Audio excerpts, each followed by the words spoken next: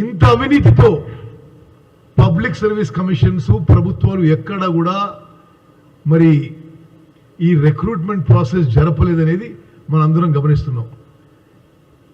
ఒకటి కాదు, రెండు కాదు, 15 క్వశ్చన్ పేపర్లు లీకేజ్ అవ్వడం. ఒక గ్రామీణ ప్రాంత ఎంపీగా ఎమ్మెల్యేగా ఆ తల్లిదండ్రుల బాధ అసలు వర్ణాతీతం. వాళ్ళు ఎక్కడో పొలాలు అమ్ముకొని అప్పులు చేసి పిల్లల్ని కోచింగ్ సెంటర్స్ పంపించి ఖర్చు పెట్టుకొని మరి వాళ్ళు స్టూడెంట్స్ లక్షల మంది చదువుకొని వస్తే మరి వీళ్ళ అసమర్థతకి అవినీతికి ఆ పిల్లల జీవితాలు బలి కావడం. మరి ముఖ్యమంత్రి కేసీఆర్ గారు ఈ తెలంగాణ యువతకి క్షమాపణ చెప్పాలని డిమాండ్ చేస్తున్నాం. ఈ పేపర్ లీకేజ్ విషయంలో ఇప్పటి వరకు కేసీఆర్ గారు ఒక్క మాట కూడా మరి మాట్లాడకపోవడం ఇది చాలా శోచనీయం. అదేవిధంగా అంటే ఎంతమంది నిరుద్యోగ సమస్య ఎంత తీవ్రంగా ఉంది తెలంగాణలో అంటే 503 గ్రూప్ 1 పోస్టులకి 503 గ్రూప్ 1 పోస్టు నోటిఫై చేస్తే 3.8 lakh candidates applied. Thakre Sahab, for 503 posts in one category, 3.8 lakh candidates applied. Indulo 2.5 lakh graduates, 1.23 lakh postgraduates and 424 PhDs. No progress in the matter. ఇంకో అంకెలు మీకు చెప్పాలి. 17,291 పోస్టులు SI, ASI, constable, police, prison, fire, transport and excise department లో notify చేస్తే 17,000 post కి 12 లక్షల మంది 12,60,000 మంది అప్లై చేసినంటే ఈ నిరుద్యోగ సమస్య తెలంగాణలో ఎంత తీవ్రంగా ఉందో ఒక్కసారి ఆలోచించండి. ప్రత్యేకంగా ఎస్సీ, ఎస్టీ, బీసీలలో, మైనారిటీలలో ఈ సమస్య మరింత తీవ్రంగా ఉంది. ఈ అప్లై చేసిన 12.6 lakh క్యాండిడేట్స్ లో 53% ఆర్ బీసీస్, 22% ఆర్ ఎస్సీస్, 19% ఆర్ ఎస్టీస్. మరి ఇంత లక్షల మంది ఎస్సీ, ఎస్టీ, బీసీ, మైనారిటీ మన పిల్లలకి ఏ ఉపాధి కల్పించలేని మరి ఈ టిఆర్ఎస్ ప్రభుత్వాన్ని ఏమనాలనో ప్రజలే డిసైడ్ చేయాలని చెప్పి మనం చేస్తున్నాం. యూనివర్సిటీస్లో మరి పెద్ద మాటలు చెప్పిండ్రు వీళ్ళ అధికారులు వచ్చినప్పుడు. వాళ్ళ అనుచరులకి ప్రైవేట్ యూనివర్సిటీస్ ఇవ్వడం తప్పితే గవర్నమెంట్ యూనివర్సిటీస్ పూర్తిగా నిర్లక్ష్యానికి గురైనవి. ఆ మాట ఎంప్లాయ్మెంట్ విషయం ఎందుకు చెప్తున్నానంటే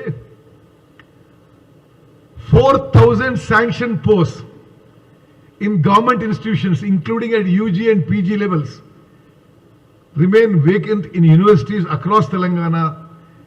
Universities like Usmania, Kakatiya, Mahatma Gandhi and Palamuru are facing severe faculty crunch and no recruitments, not even one single recruitment has been done after Telangana formation. మరి తెలంగాణ యువత వాడి పేరెంట్స్ అందరికీ ఈ మెసేజ్ పోవాలి. తెలంగాణ యూనివర్సిటీస్లో ఒక్క రిక్రూట్మెంట్ కూడా తెలంగాణ మరి రాష్ట్రం ఏర్పడిన తర్వాత చేయలేదంటే ఇది ఎంత సిగ్గుచేటో ఆలోచన చేయండి. ఇందులో 2,000 professor and assistant professor vacancies, 2,000 vacancies of professors and assistant professors in 11 government universities. మరి ఇది నిర్లక్ష్యం అనాలా, క్రిమినల్ నెగ్లిజెన్స్ అనాలన్నా, మరొకటి అనాలన్నా అర్థం కావడం లేదు. అదేవిధంగా మరి వాళ్ళేం తక్కువ తినలేనట్టు నరేంద్ర మోదీ బీజేపీ గవర్నమెంట్ హయాంలు కూడా వాళ్ళు కూడా 2014 అధికారం వచ్చినప్పుడు దేశంలో 2 కోట్ల కొత్త నౌకర్లు ఉద్యోగాలు ఏర్పాటు చేస్తామన్నారు. 2 కోట్లు అంటే ఇప్పటి వరకు 18 కోట్లు ఏర్పాటు చేయాలి. 18 కోట్ల కొత్త నౌకర్లు దేవుడెరుగు. వాళ్ళు చేసిన తప్పుడు చర్యలు, డిమానిటైజేషన్, ఫాల్టీ జిఎస్టీ పాలసీ వల్ల small and medium sector, unorganised business collapse అయిపోయి ఉన్న ఉద్యోగాల కంటే ఉద్యోగాలు తక్కువైపోయినాయి. ఇది నరేంద్ర మోదీ బీజేపీ గవర్నమెంట్ నిర్వాహకము. ఒక విషయం మీకు చెప్పాలి ప్రత్యేకంగా, मेरे मुसलमान भाई बहन को हम एक स्पेशल मैसेज इस प्रियंका जी की मैसेज मीटिंग द्वारा देना चाहते हैं. ये केसीआर गवर्नमेंट की नेग्लिजेंस की वजह से माइनॉरिटी इंस्टीट्यूशंस, करीब 100 minority institutions, engineering, MBA, MCA, B pharmacy, M pharmacy, 100 minority institutions, क्योंकि इन्होंने माइनॉरिटी इंस्टीट्यूशंस को फीस रियंबर्समेंट सही टाइम पे नहीं पहुंचा है. 100 माइनॉरिटी इंस्टीट्यूशंस इनकी टाइम पे बंद हो गई. माने करीब 40,000 माइनॉरिटी बच्चों को फ्री में गवर्नमेंट सपोर्ट के साथ, फीस रियंबर्समेंट के साथ इंजीनियरिंग और दूसरे प्रोफेशनल कोर्सेज करने का मौका नहीं मिल रहा है. ये जो मैं बता रहा हूं, ये हमारे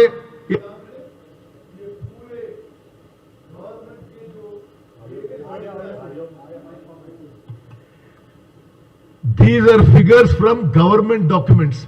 100 minority institutions have been closed down because TRS government did not give fees reimbursement in the right time.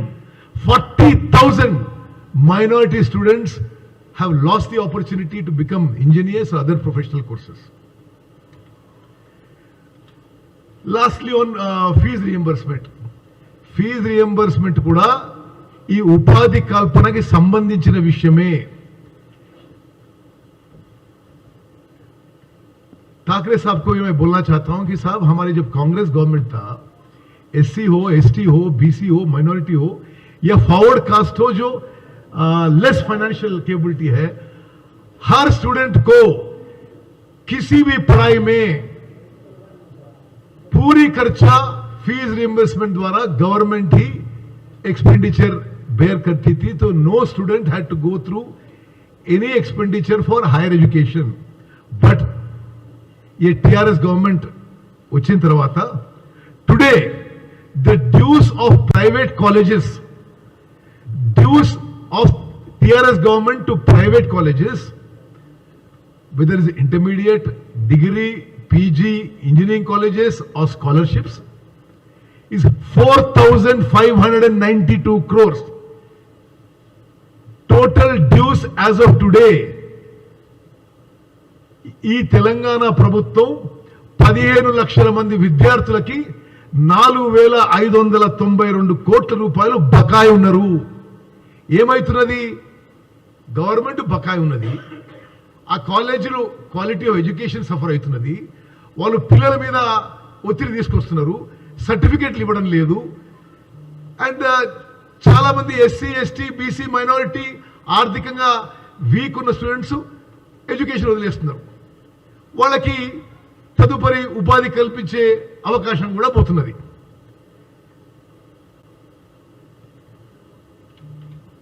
ఇందులో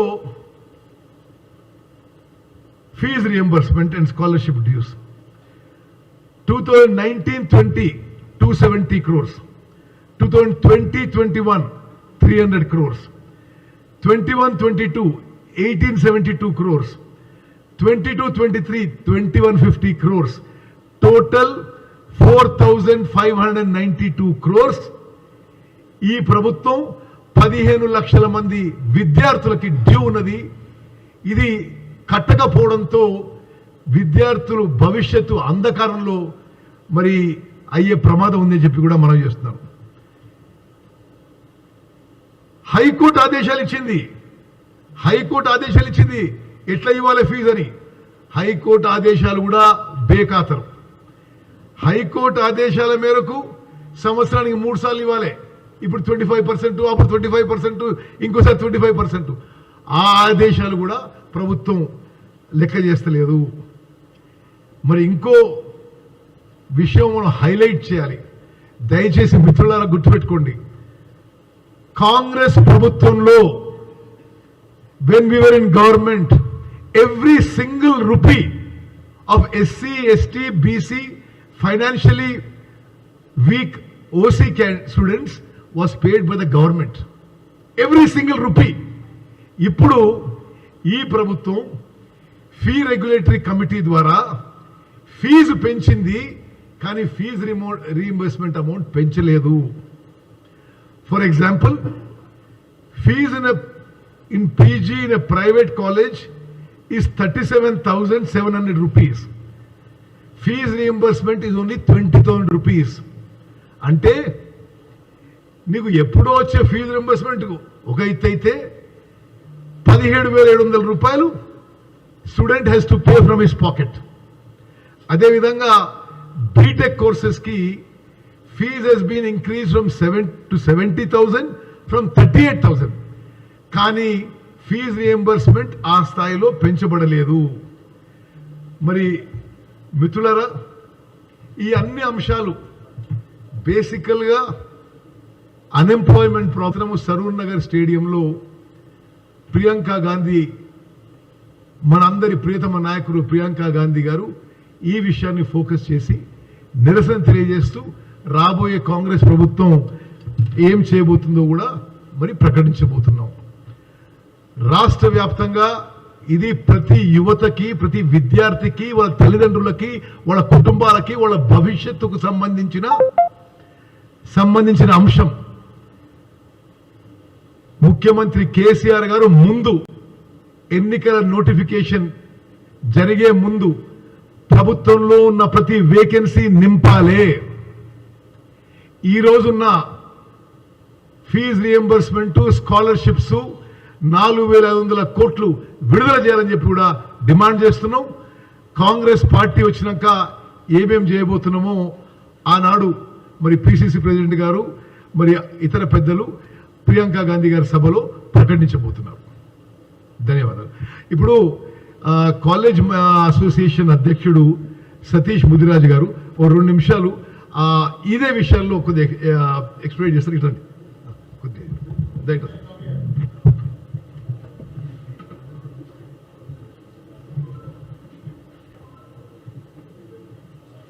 సతీష్ ముదిరాజ్.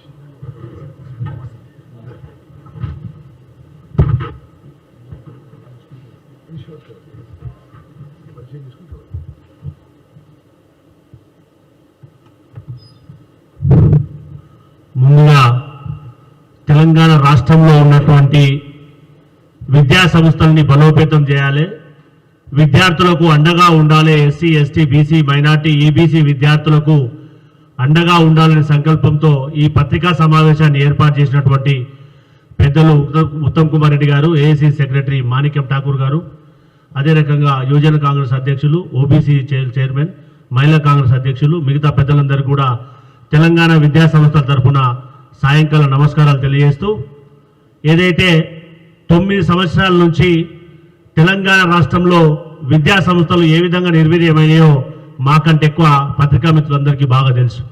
మరి శోచనీయ అంశం ఏంటంటే, చరిత్రలో ఎప్పుడు లేనటువంటి విషయం, మనం అందరం కూడా గ్రహించాల్సిన విషయం ఏంటంటే, బీఆర్ఓలు వచ్చిన తర్వాత, టోకన్స్ వచ్చిన తర్వాత కూడా పిల్లల అకౌంట్లకు కానీ మేనేజ్మెంట్ అకౌంట్లకు కానీ డబ్బులు రాకపోవడం అనేది చాలా శోచనీయ అంశం. డిసెంబర్ నుంచి మార్చి వరకు వచ్చినటువంటి 356 కోట్లకు టోకన్ నెంబర్లు వచ్చిన తర్వాత కూడా ఇప్పటి వరకు ఎస్సీ, ఎస్టీ, మైనార్టీ, ఈబీసీ విద్యార్థులకు సుమారుగా 4.5 లక్షల మంది విద్యార్థులకు గత 2 సంవత్సరాల బకాయిలను ఇప్పటి కూడా వాళ్ళ అకౌంట్లో జమ చేయకపోవడం అనేది శోచనీయ అంశం. కాబట్టి ప్రభుత్వం ఏదైతే డొల్ల మాటలు చెప్తా ఉందో, విద్య అనేది ప్రాథమికమైనటువంటి హక్కు, అది అందించవలసినటువంటి బాధ్యత ప్రభుత్వం పైన ఉంది. డొల్ల మాటలు కాకుండా ఈ సమాజం యొక్క సంపద ఈ విద్యార్థులు అనే ఆలోచన విధంగా ప్రభుత్వం ఆలోచించి, ఏదైతే కాంగ్రెస్ పార్టీ డిమాండ్ చేస్తున్నటువంటి అంశాన్ని ప్రాథమికంగా ఆలోచన చేసి ప్రాయర్ నోటీస్గా ఆలోచన చేసి రావాల్సినటువంటి 4,520 కోట్ల రూపాయలను తక్షణమే విడుదల చేయాలని చెప్పి తెలంగాణ విద్యా సంస్థల తరపున ప్రభుత్వాన్ని డిమాండ్ చేస్తా ఉన్నాం. Thank you Anandal. ఓకే అమ్మా, ఎనీథింగ్ ఎల్స్? కర్ణాటకలో 100% కాంగ్రెస్ పార్టీ, కాంగ్రెస్ ప్రభుత్వం ఏర్పాటు చేయబోతున్నాము. అక్కడ రకరకాలుగా ఏదో ఇష్యూస్ డైవర్ట్ చేయబోయినా కర్ణాటక ప్రజలు ఎన్నడూ వారి మనసు మేకప్ చేసినారు.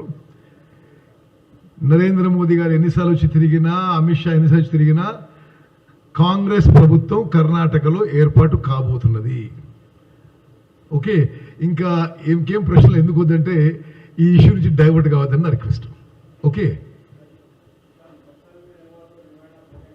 बोले सर? हाँ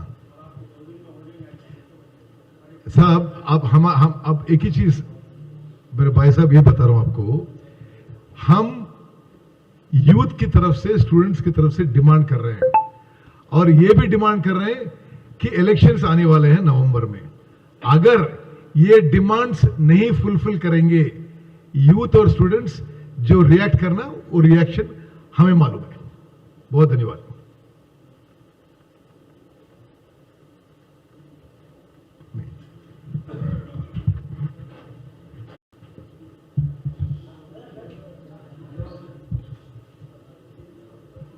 तेलंगाना के कांग्रेस पार्टी के नेता और हमारे एमपी उत्तम कुमार साहब, यहाँ बैठे हुए सभी हमारे नेतागण, मैं सबसे पहले आपको धन्यवाद देना चाहूँगा कि आप हमारे एमपी साहब के कहने से यहाँ उपस्थित हुए हैं और जिस वजह से आज यहाँ पे प्रेस कॉन्फ्रेंस उत्तम कुमार जी ने ली है और जिस उद्देश्य से हमारी नेता प्रियंका गांधी जी 8 तारीख को यहाँ पे आ रही है, उसके बारे में बहुत ही बारीकी से इस गवर्नमेंट ने जो वायदे किए थे, कोई भी बेरोजगारी के बारे में उन्होंने वायदे पूरे नहीं किए हैं.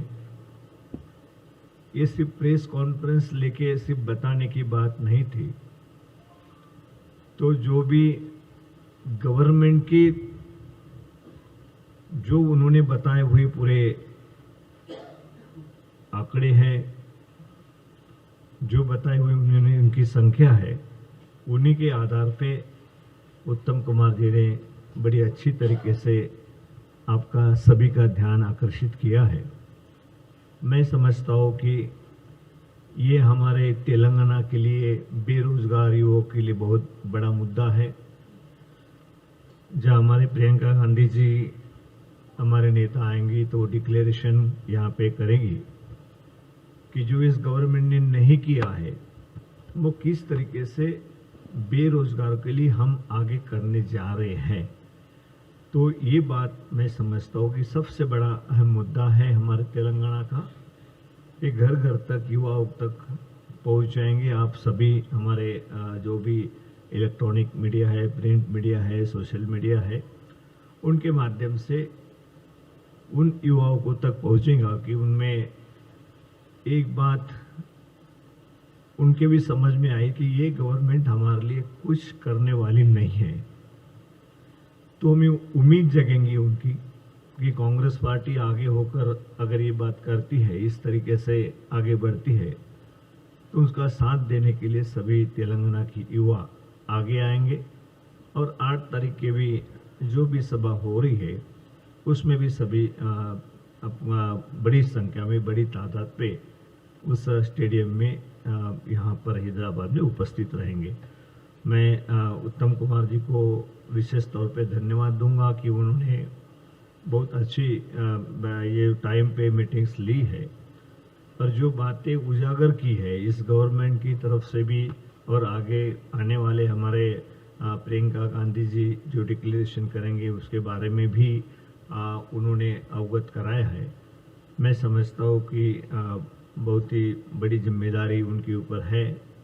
आज के प्रेस कॉन्फ्रेंस के माध्यम से उन्होंने आप तक पहुँचाई है, तो वही आप सभी हमारे भाई लोगों तक, बेरोजगार युवा तक पहुँचाने के लिए जरूर कोशिश आपकी तरफ से होंगी, ये हम सभी उम्मीद करते हैं। धन्यवाद।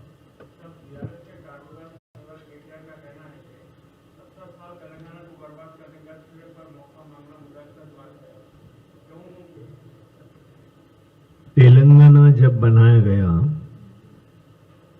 तो उसमें अहम भूमिका सोनिया जी गांधी इनकी रही है, और यहाँ के जो कांग्रेस लीडर थे, एमपी थे, उन्होंने ही तेलंगाना की डिमांड की थी और तेलंगाना बनाने में अहम भूमिका कांग्रेस पार्टी की थी।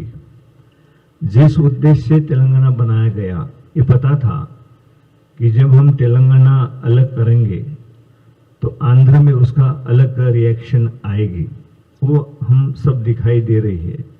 लेकिन फिर भी हमारे नेता सोनिया जी गांधी ने ये देखते हुए भी तेलंगाना के जो एससी, एसटी, ओबीसी है, जो दूर दराज में बसे हुए लोग हैं, गरीब लोग हैं, उनके लिए हम तेलंगाना बनाना चाहिए, और बड़ी ताकत के साथ उन्होंने तेलंगाना बनाया है। मैं यही नहीं समझ पा रहा हूँ कि 70 साल की आप बात करते हैं, लेकिन तेलंगाना बनाने के बाद जो उम्मीद हमें जगी थी, जो हमारे नेता सोनिया जी गांधी ने जो उम्मीद जगाई थी, वो 9 साल में किस हद तक तेलंगाना को पहुंचाया है। कोई डेवलपमेंट ना हुई, ना बिजली, यहाँ पर कोई नए प्रोजेक्ट बने हैं जब से ये गवर्नमेंट आई है, ना उन्होंने जो भी एजुकेशन प्रोजेक्ट होंगे वो पहले से ही उसकी बुनियाद ढांचा बना हुआ था। ऐसे कोई भी ऐसे डेवलपमेंट के लिए, ना बेरोजगारों के लिए, हमारे स्टूडेंट के लिए कुछ कदम इस गवर्नमेंट ने नहीं उठाए हैं। जो डेवलपमेंट्स हुई है वो सभी डेवलपमेंट जो स्टार्ट हुई थी वो कांग्रेस गवर्नमेंट के वक्त ही हुई थी, ये आप सभी जानते हैं। लेकिन इस तरीके से कुछ बात करना, हम ये देने जा रहे हैं, कुछ लोगों को दे देना और बताना कि हमने ही सब कुछ कर रहे हैं, कांग्रेस पार्टी ने 70 साल में कुछ नहीं किया था। लेकिन आप बारीकी से अगर देखें, बिजली हो, पानी हो, ये सभी बातें जब कांग्रेस गवर्नमेंट थी उसी वक्त बनी हुई है। इन्होंने 9 साल में सिर्फ लोगों को गुमराह करने के सिवाय कुछ नहीं किया है। जो हमें यहाँ पर उत्तम कुमार जी ने बताया, आप सभी जानते हैं कि उन्होंने कहा था कि इतने सारे लोगों को हम रोजगार देंगे। जो कांग्रेस के वक्त हर साल रोजगार निकलते थे, और स्टूडेंट उसमें जो भी बाहर निकलते थे उनको रोजगार मिलता था। लेकिन 9 साल के अंदर बड़ी ताकत के साथ उत्तम कुमार जी ने कहा है कि मुझे एक भी बता दो कि इन्होंने कोई इस तरीके का कदम उठाया हो कि हमारे बेरोजगार युवाओं को कुछ मिल रहा है।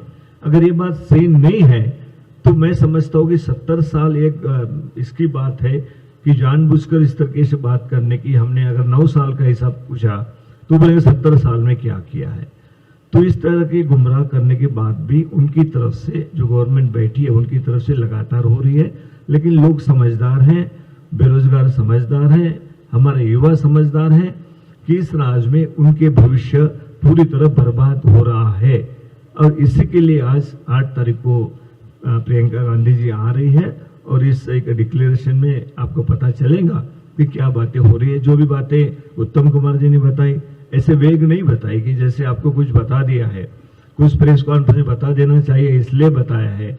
लेकिन कॉन्क्रीट उन्हें पूरे प्रूफ के साथ आपके सामने रखा हुआ है। आप उसको भी कर सकते हैं कि ये सही नहीं है, ये सही नहीं है, ये बराबर नहीं है, लेकिन पूरे प्रूफ के साथ अगर वो सामने रखते हैं तो मैं समझता हूँ कि बहुत बड़ी बात है, और बहुत तेलंगाना के भविष्य के लिए इस बात को ज्यादातर उजागर आपकी तरफ से होना चाहिए। धन्यवाद।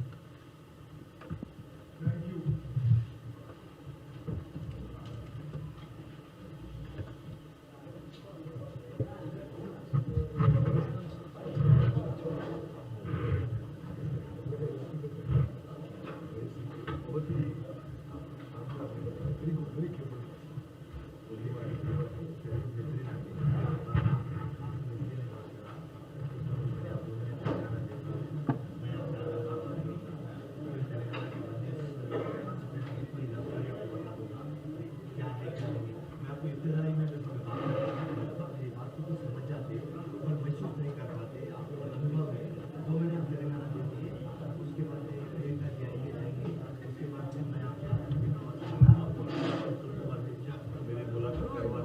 मैंने ज्वाइन किया था राहुल जी के पास स्पेशली ले जाके। अच्छा, और राहुल जी इतना इम्प्रेस हुए